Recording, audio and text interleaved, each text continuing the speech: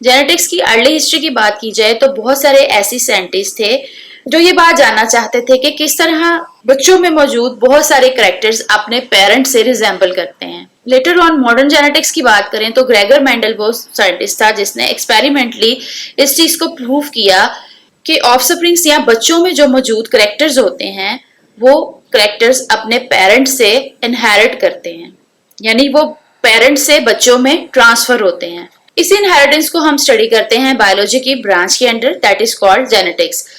So, what is genetics? The branch of biology in which we study inheritance is called genetics. Now, what is inheritance? Transmission of characteristics from parents to offsprings is called inheritance. Parents से बच्चों में या next offsprings में जितने भी characters transfer होते हैं उसको इनहेरिटेंस बोला जाता है। There is another biological term, traits. Characteristics which are transmitted from parents to offsprings are called traits. ऐसे तमाम कैरेक्टर्स जो पेरेंट से बच्चों में ट्रांसफर हो सकते हैं उनको ट्रेड्स बोला जाता है।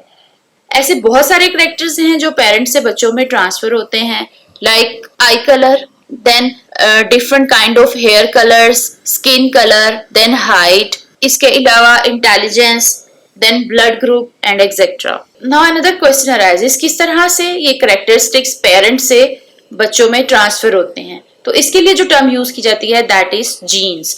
Genes are the biological units of inheritance which are carried by the chromosomes.